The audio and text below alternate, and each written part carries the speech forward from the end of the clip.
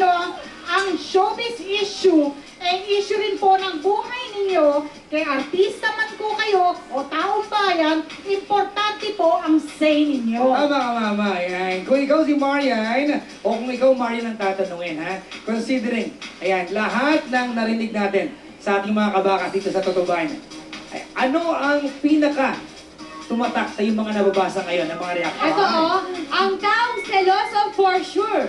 Seryoso. Bakit mo gusto? Bakit mo gusto? Kasi kung mahal mo isang tao, lahat aalamin mo tungkol sa kanya. Diba? Pag sinabi mong lahat-lahat, ano ibig sabihin nung Lahat-lahat, ulo hanggang paa. Pag mahal mo ba ang tao, babasahin mo mga text messages niya? Ay, hindi lang yun. Re-replyan mo pa. Pag mahal mo ba isang tao, dapat alam mo ang password niya sa Facebook? Alam ko!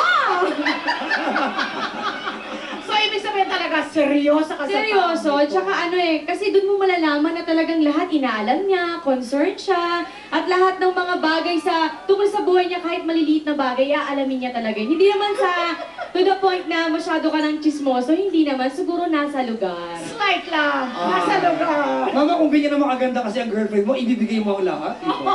Oh, man. Okay, Marian, thank you so much. Congratulations sa Thank you, Pampinela. It's thank very you. well Meron pa siyang celebrated. napili, mama, isa. Meron Meron pa? pa? Meron pa. Ay, oo, meron pa. Meron pa. Ito, kay madam, ito hindi daw, kasi daw ang pagsiselos ay ng isang tao ay nagpapakita siya ng kanyang insecurities, tapos sa kanyang sarili at sa kanilang relasyon. Securities, reaction. Alam mo ba, ang napili mo ay ang aking BFF sa Oo Madrid. nga. Consul General Ano, Cuniferia. Ano masasabi mo? Sorry po madam ha, pero okay po ako dyan. Pero naniniwala ako na bilang ako, i-relate ko yun sa sarili ko, bilang ako, transparent akong tao, kapag meron akong ayaw, sasabihin ko talaga ng diretsyo, pero hindi ibig sabihin ng insecure ako. May gusto natin sabihin si Kuano. Thank you very much. Marian, sa lahat na nanonood sa Madrid, lahat humahanga sa iyo. Pag pinapayuhan ko sila, ang akin lang sinasabi is, don't be insecure, don't show it. Basta, if you love someone, you take it for what he or she is. May sagot po ako dyan! May sagot talaga. Bilang taga Madrid po kayo, ito po ang masasabi ko. Te quiero, muchas gracias. Gusto ko mag-collapse. Kumari ito, napaka-interesting nung kanyang sinulat dito. Sabi niya, naniniwala ako na kahit na, harap mo sa camera yan, sinasaktan ko siya, mahal ko siya. Bakit? Ha? Eh po kasi ayoko siya mawala sa akin. Ayaw mawala, sinasaktan. Physical ba yan o emotional na sakit? Physical po. Physical na pagkapangabot kayo. Yun ang paraan mo para ipakita mo sa pinagseselosan mo kasi. Pero mahal mo siya. Selos. Oo, Resulta. selos. Pero mahal. Siguro may kanya-kanya talagang klase ng pagmamahal kung paano natin ito pinapakita. Siguro si kuya, ganun siya. Pero siguro may ibang pamamaraan naman na hindi mo naman sinasaktan ng babae. Pwede naman saktan mo siya sa pagkikis mo hanggang sa hindi na siya makahinga. Yon, pwede yon. Eto Okay, ba? isa pa. Eto mama, dito tayo, oh. Sabi niya, ayan, oh. Papa Jack, mama. Ayan, ah. Papa Jack, pabor po ako sa selos dahil dyan napatunayan ko ang tunay na pagmamahal. Sino nagsiselos, mami? Ikaw o siya? Siya po. Pinagseselosan ka niya. Ay! Siya ang pinagseselosan kahit matanda siya ng 22 years. Oo nga. Bakit ano bang ginagawa mo? Bakit nagsiselos sa'yo yung boyfriend mo? Nagtitinda po ako. Pagka merong bumibili lalaki, galit na po. Pag may bumibili lalaki sa'yo, nagagalit sa'yo, paano pinapakita ang selos niya? Nagmumura po. Ay, nagmumura. At ano naman ang reaction mo? Umaalis na po ako pag siya nagsiselo sa akin. Miss Marian, anong masasabi mo dito? Isa lang ang mapapayo ko sa'yo. Pag sinabi niya yung salita na hindi maganda, isa lang ang sasabihin mo, I love you. Yeah! Isa kang I love you. Ewan ko lang. I love you. I love Alright. you. Ang haba-haba ng buhok niya. Talagang ang agwat nila, 22 years, mama. Siya ang pinagseselosan. Diba? Kakaiba. Ibang klase Kakaiba. talaga. Okay. Hep, narinig na po natin ang side ng ating mga kabaks dito. Pero itong si Marian, nako, wag po kayong aalis. May ibubulgar si Marian Rivera. Ha? Ano yun? Sa pagbalik ng Star! Dito, kasali ka!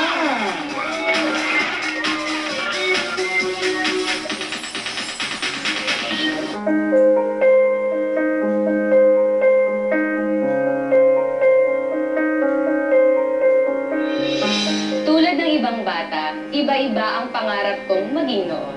Pero hindi ko naisip ang pag-aartista. Meron pa nga mga talent scout na lumapit noon. Pero ang mahalaga sa akin, ang makatapos. After graduation, may mga opportunities na dumating na nagdala sa akin sa showbiz. At ngayon, ito na ang trabahong mahal ko. Parami ng parami ang mga taong hindi ang natapos at pinapractice sila sa kanilang trabaho. Marami sa kanila ang masaya dahil mahal nila ang ginagawa nila. At para sa akin, yun ang mahalaga.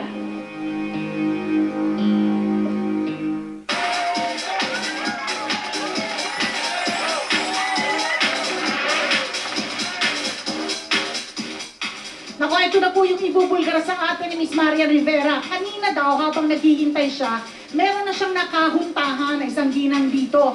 At pinagkatiwala nitong Aling Rosita yung kwentong buhay niya kay Miss Marian. Akalain nyo, ito si Aling Rosita, isang buwan na silang hindi magkausap nung mister niya dahil lamang sa selos. Aling Rosita, Sige nga ate, kwento mo. Yung asawa ko po babaero siya.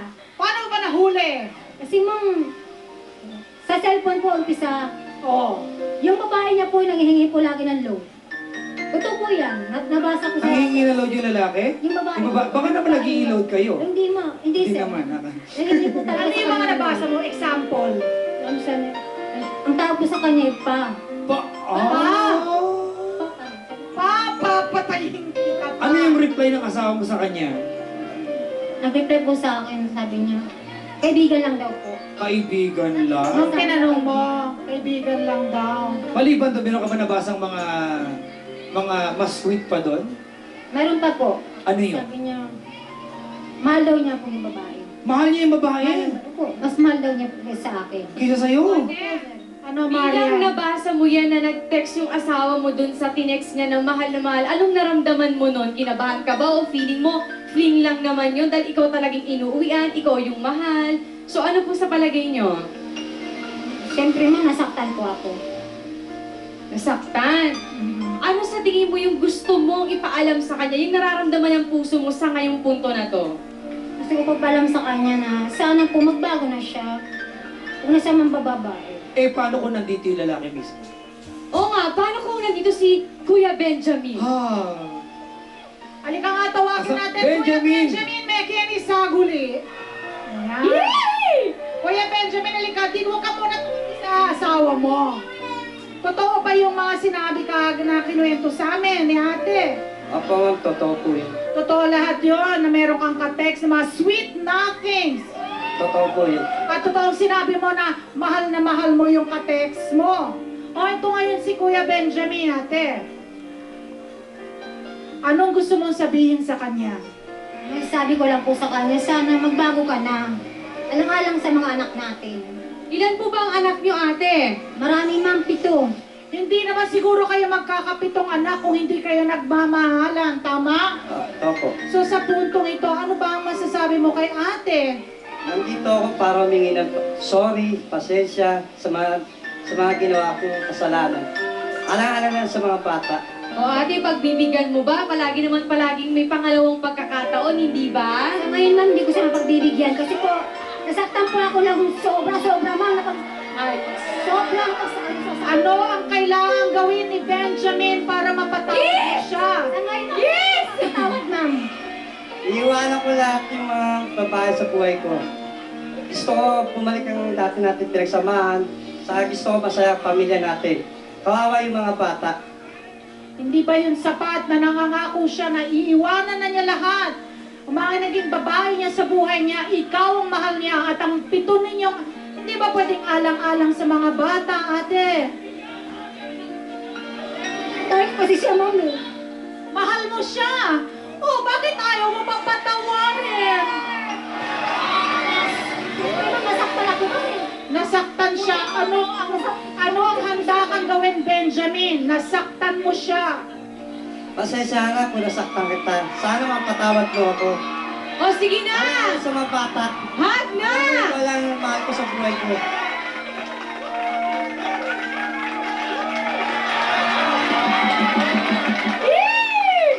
Gagawin niya ang lahat para mabalik yung dati mong pagtingin sa kanya at mapatawad mo siya. bibigyan mo siya ng pagkakataon alang-alang sa mga bata. Malay mo manumbalik yung pag-ibig mo sa kanya. Sa ngayon, ma'am. Oo? Oo na, ate. Oo na? Oo! Oh, love na kayo! Ah. At yan po, no, ayun lang, para siguro sa atin lang, ang selos talaga, maaring, tandayan ng pagmamahal.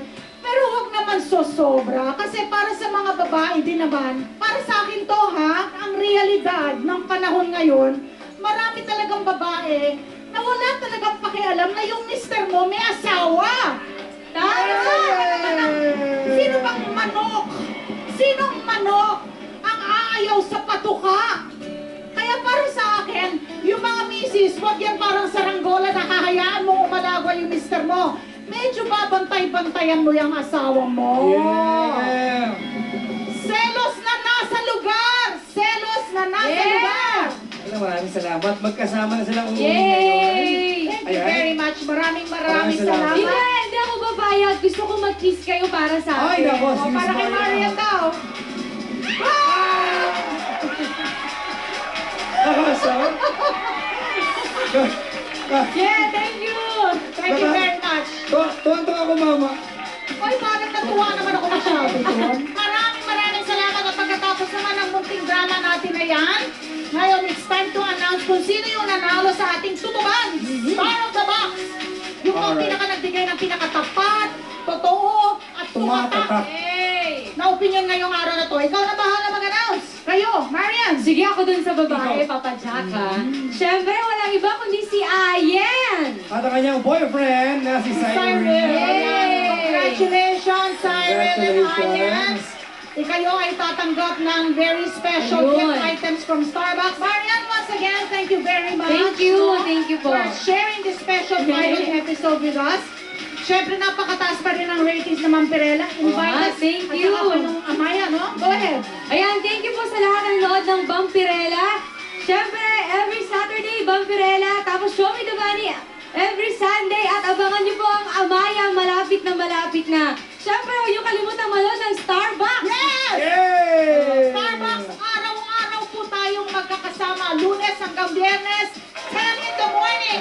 Bago tayo magpaalam, na-realize ko lang, mama, Wally, no? Ira, huwag natin ang tama ito. Naisip ko lang na sa isang relasyon, it's always a compromise. Hindi pwedeng wala o meron ng selos. Dapat laging present, pero tama yung timpla. Right, very well Alright. said, Papa Jack. Anyway, for comments and suggestions, kung meron kayong gustong talakayin namin dito sa Starbucks, maaari po kayo mag-text sa amin. SB space, message po ninyo and send it to 367 or 2344. That's it for today sa ating Starbucks.